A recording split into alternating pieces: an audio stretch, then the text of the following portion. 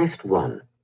You will hear a number of different recordings, and you will have to answer questions on what you hear. There will be time for you to read the instructions and questions, and you will have a chance to check your work. All the recordings will be played once only. The test is in 4 sections. At the end of the test, you will be given 10 minutes to transfer your answers to an answer sheet. Now turn to Section 1. Section 1. You will hear a conversation between a clerk at the inquiries desk of a transport company and a man who is asking for travel information. First, you have some time to look at questions 1 to 5.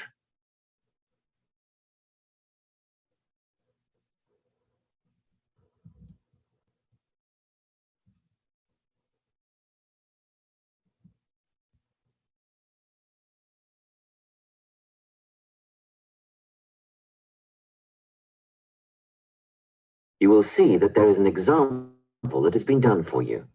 On this occasion only, the conversation relating to this will be played first. Good morning, Travellink. How can I help you? Good morning. I live in Bayswater and I'd like to get to Harbour City tomorrow before 11 a.m. Well, to get to Bayswater... No, I live in Bayswater. My destination is Harbour City. Oh, sorry, right. So that's Bayswater to Harbour City. Are you planning to travel by bus or train?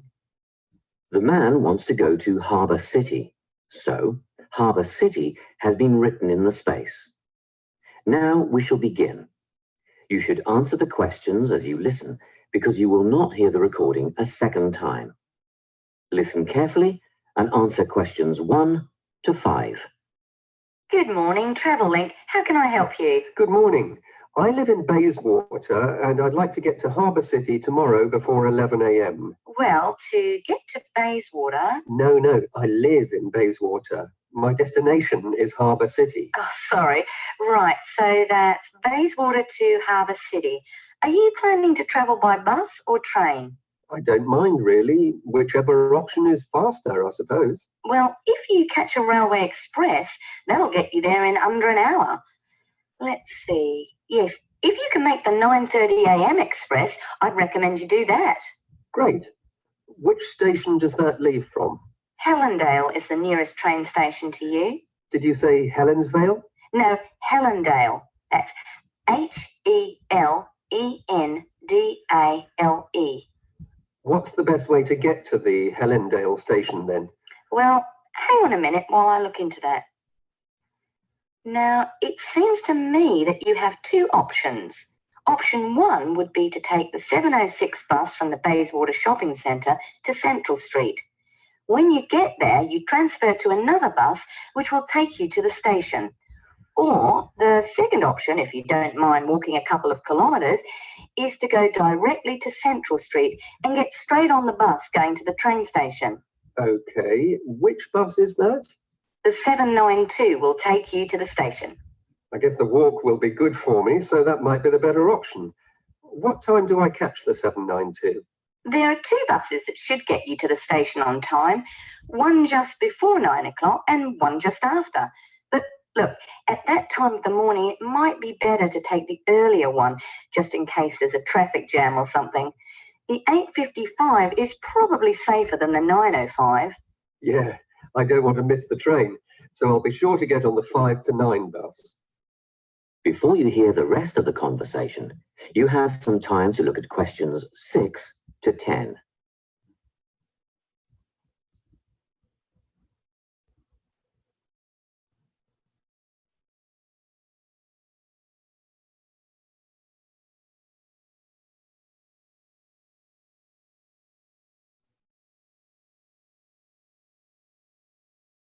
Now listen and answer questions 6 to 10. By the way, how much will I have to pay in fares? Well, you can get a ticket on the bus for $1.80 cash, and you'll need $10 each way for the train. Wait, do you have a Travellink card? No, but I can get one before tomorrow.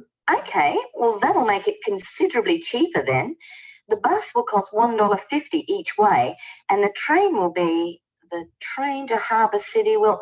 Still costs $10 because you'll be travelling during peak hours in the morning, so no savings there, I'm afraid. However, if you could come back at an off-peak time... What does that mean? Well, if you could start your return journey before 5 p.m. or later than 7:30 in the evening... Actually, I wasn't planning on coming back till at least 8 o'clock anyway. Well, in that case, you can make quite a saving if you use your Travel-Link card.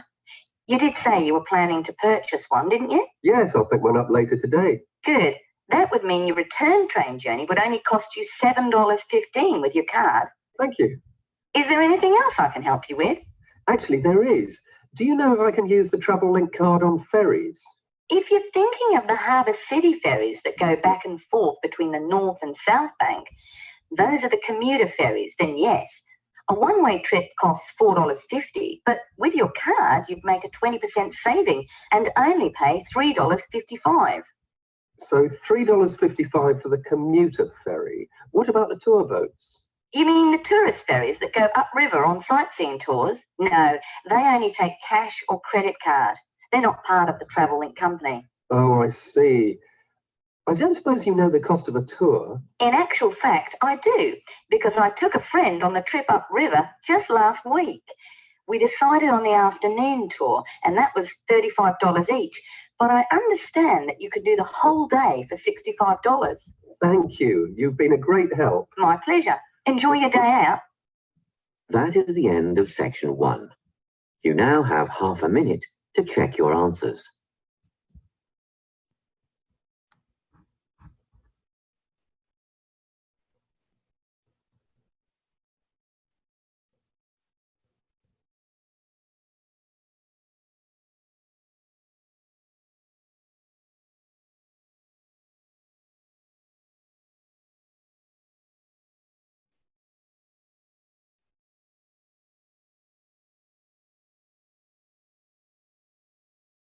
Now turn to section 2.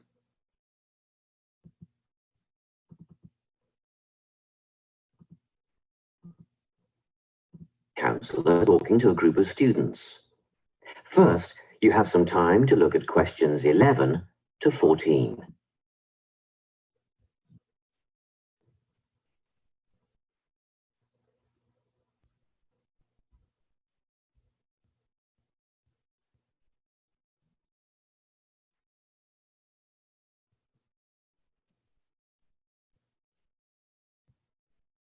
Listen carefully and answer questions 11 to 14. Hello everyone, I'm the Counselling Administrator here at St Ives College, and I've been asked to come and talk to you about our counselling team and the services that we offer. We have 3 professional counsellors here at St Ives, Louise Bagshaw, Tony Denby and Naomi Flynn. They each hold daily one-on-one sessions with students, but which counsellor you see will depend on a number of factors.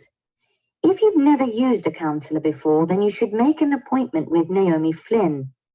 Naomi specialises in seeing new students and offers a preliminary session where she will talk to you about what you can expect from counselling, followed by some simple questions about what you would like to discuss. This can be really helpful for students who are feeling a bit worried about the counselling process. Naomi is also the best option for students who can only see a counsellor outside office hours. She is not in on Mondays, but starts early on Wednesday mornings and works late on Thursday evenings, so you can see her before your first class or after your last class on those days. Louise staffs our drop-in centre throughout the day. If you need to see someone without a prior appointment, then she is the one to visit. Please note that if you use this service, then Louise will either see you herself or place you with the next available counsellor. If you want to be sure to see the same counsellor on each visit, then we strongly recommend you make an appointment ahead of time. You can do this at reception during office hours or by using our online booking form. Tony is our newest addition to the counselling team. He is our only male counsellor, and he has an extensive background in stress management and relaxation techniques. We encourage anyone who is trying to deal with anxiety to see him.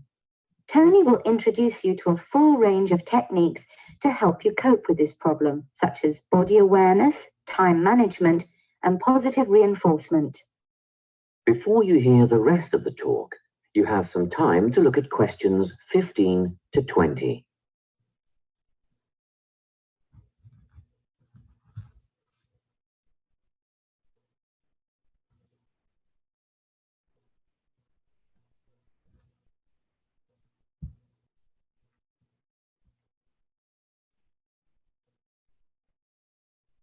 Now listen and answer questions 15 to 20.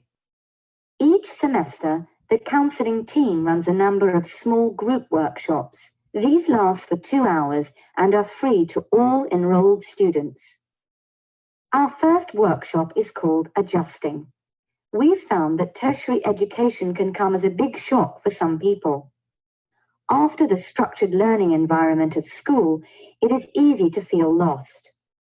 In this workshop, we will introduce you to what is necessary for academic success. As you might expect, we're targeting first-year students with this offering. Getting organised follows on from the first workshop. Here, we're going to help you break the habit of putting things off, get the most out of your time, and discover the right balance between academic and recreational activities. With Getting Organised, we're catering to a broader crowd, which includes all undergraduates and postgraduates. Next up is a workshop called Communicating. The way people interact here may be quite different to what you're used to, especially if you've come from abroad. We'll cover an area that many foreign students struggle with, how to talk with teachers and other staff. We'll cover all aspects of multicultural communication. International students tend to get a lot out of this class, so we particularly encourage you to come along. But I must say that sometimes students from a local background find it helpful too, so everyone is welcome. The anxiety workshop is held later on in the year and deals with something you will all be familiar with, the nerves and anxiety that come when exams are approaching. Many students go through their entire academic careers suffering like this, but you don't have to. Come to this workshop and we'll teach you all about relaxation and how to breathe properly, as well as meditation and other strategies to remain calm. We've tailored this workshop to anyone who is going to sit exams. Finally, we have the motivation workshop. The big topic here is how to stay on target and motivated during long-term research projects. This workshop is strictly for research students, as less advanced students already have several workshops catering to their needs. Well, that's it. Thanks for your time. If you have any questions or want more information about our services, do come and see us at the counselling service. That is the end of section 2. You now have half a minute to check your answers.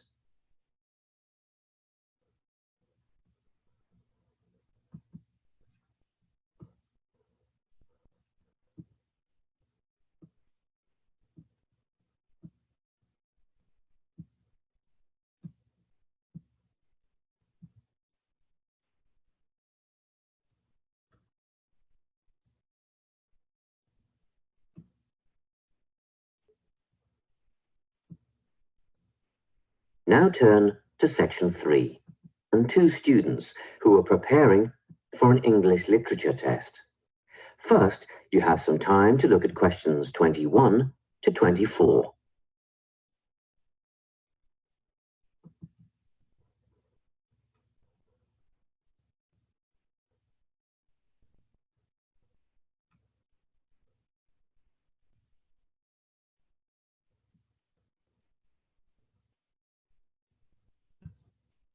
Listen carefully and answer questions 21 to 24. Hello, Lorna, Ian. Glad you could make it. You're the only two who put your names down for this literature tutorial, so let's get started, shall we? I want to run over some aspects of the novel The Secret Garden with you before the test next week. Be sure to take some notes and ask questions if you need to. Hey, Lorna, have you got a spare pen? Sure, here you are. Okay, so the story follows 2 key characters. You should refer to them as protagonists, who go by the names of Mary Lennox and Colin Craven. The story is set shortly after the turn of the 20th century, and the narrative tracks the development of the protagonists as they learn to overcome their own personal troubles together. That's quite a common storyline, isn't it? Yes, you're right, Lorna. So what can you tell me about the character of Mary? Well, in the beginning, she is an angry, rude child who is orphaned after a cholera outbreak and forced to leave India and move to the United Kingdom to her uncle's house in Yorkshire. That's right. And there she meets Colin, who spends his days in an isolated room, believing himself to be permanently crippled, with no hope of ever gaining the ability to walk. The two strike up a friendship and gradually learn, by encouraging each other, that they can both become healthy, happy, and fulfilled in life. Will we need to remember a lot of these details for the exam? Just the basic outline. Examiners don't want to read a plot summary. They know what the book is about. Focus on narrative techniques instead, such as point of view. What's that mean? It's all about how we see the story. This story, for example, is written from the perspective of what is called an omniscient narrator. Omniscient means all-knowing. So as readers, we get to see how all the characters feel about things, what they like and don't like, and what their motivations are in the story. Before you hear the rest of the conversation, you have some time to look at questions 25 to 30.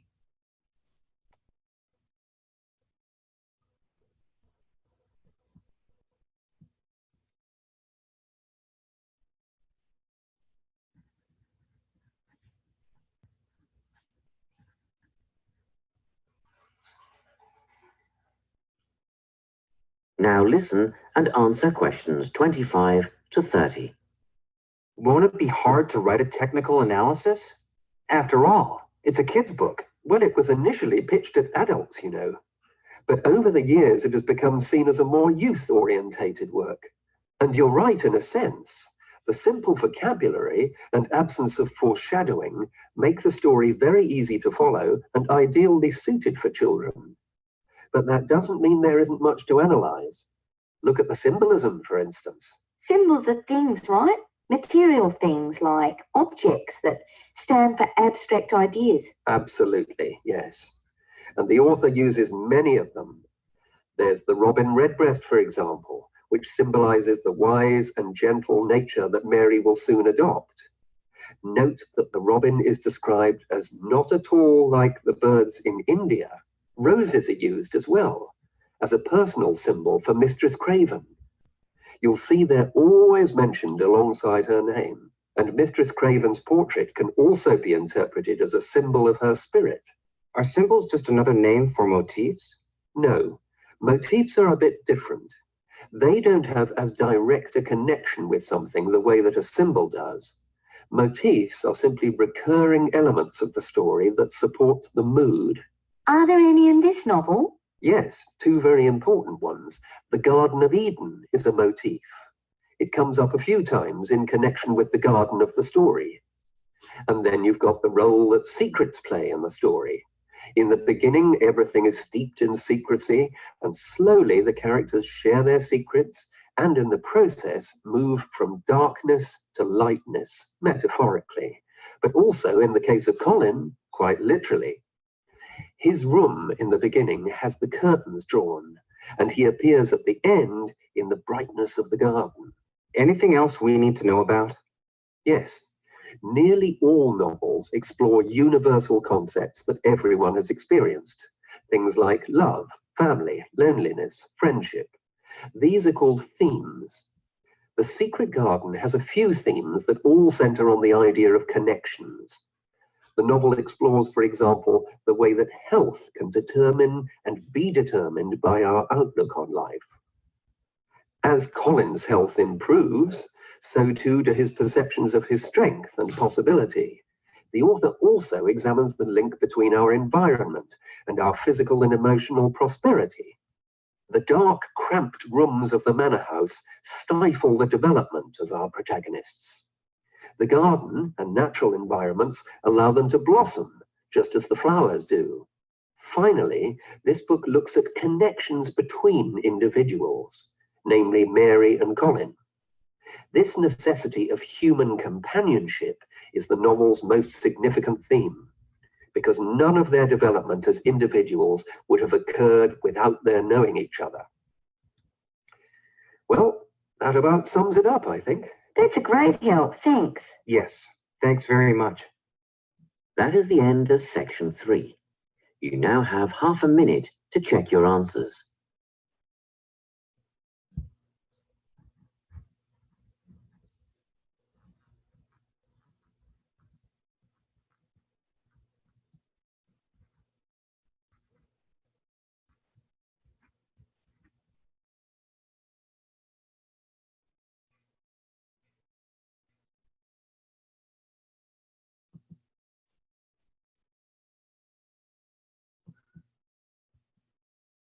Now turn to section 4. Section 4. You will hear a talk on the topic of time perspectives. First, you have some time to look at questions 31 to 40.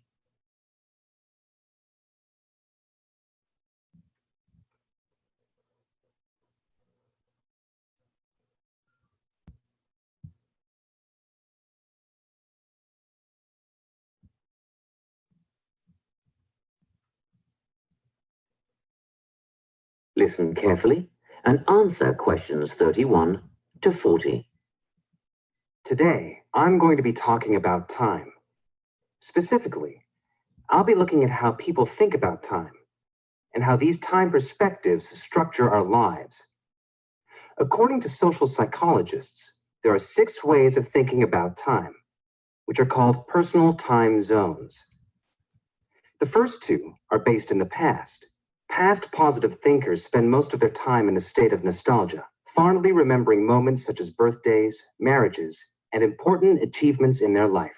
These are the kinds of people who keep family records, books, and photo albums. People living in the past negative time zone are also absorbed by earlier times, but they focus on all the bad things, regrets, failures, poor decisions. They spend a lot of time thinking about how life could have been. Then, we have people who live in the present. Present hedonists are driven by pleasure and immediate sensation. Their life motto is to have a good time and avoid pain.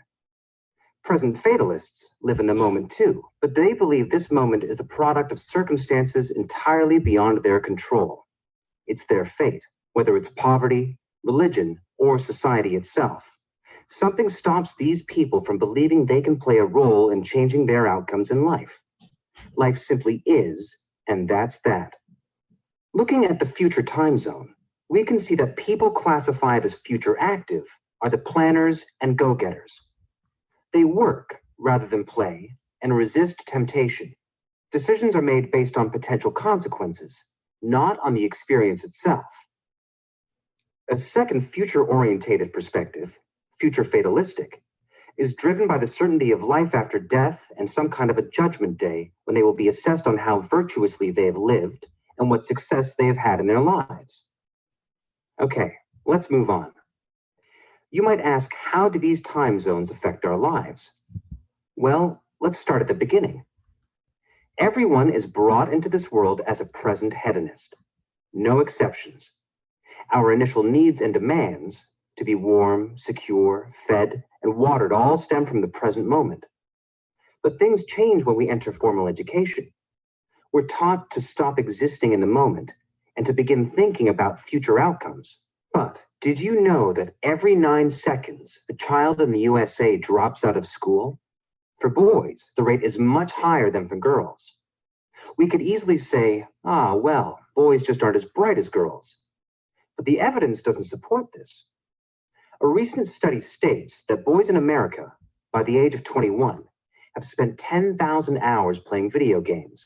The research suggests that they'll never fit in a traditional classroom because these boys require a situation where they have the ability to manage their own learning environment. Now, let's look at the way we do prevention education. All prevention education is aimed at a future time zone. We say, Don't smoke or you'll get cancer. Get good grades or you won't get a good job. But with present-orientated kids, that just doesn't work. Although they understand the potentially negative consequences of their actions, they persist with the behavior because they're not living for the future. They're in the moment right now.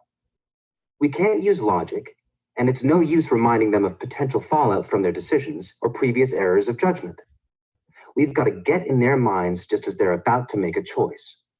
Time perspectives make a big difference in how we value and use our time. When Americans are asked how busy they are, the vast majority report being busier than ever before. They admit to sacrificing their relationships, personal time, and a good night's sleep for their success. 20 years ago, 60% of Americans had sit-down dinners with their families, and now only 20% do. But when they're asked what they would do with an 8-day week, they say, oh, that'd be great. They would spend that time laboring away to achieve more. They're constantly trying to get ahead, to get toward a future point of happiness. So it's really important to be aware of how other people think about time. We tend to think, oh, that person's really irresponsible, or that guy's power hungry. But often, what we're looking at is not fundamental differences of personality, but really just different ways of thinking about time. Seeing these conflicts as differences in time perspective, rather than distinctions of character, can facilitate more effective cooperation between people and get the most out of each person's individual strengths. That is the end of section 4. You now have half a minute to check your answers.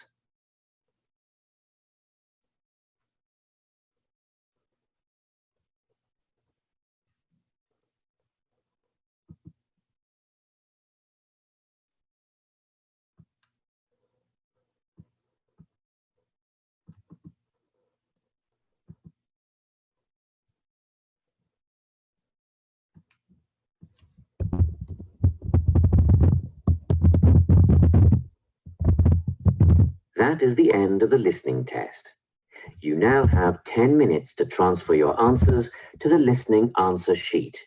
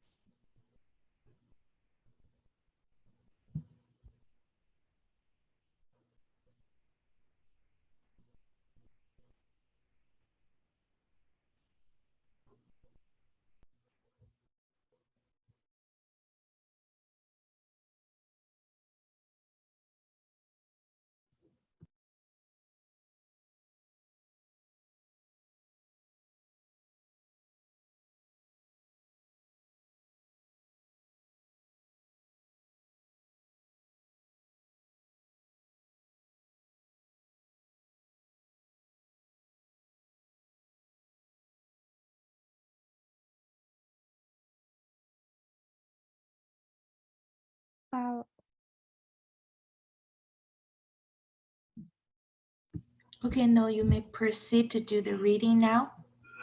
Okay.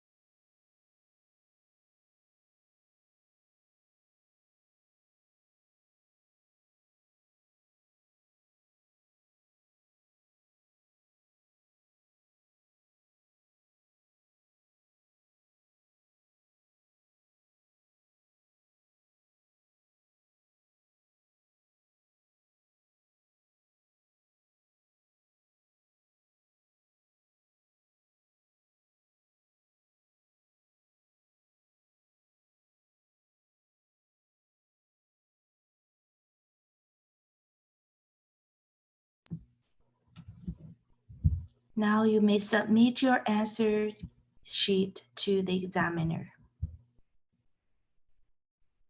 Now you may submit your answer sheet to the test examiner. This is the end of the listening test. You may proceed to do the reading test now.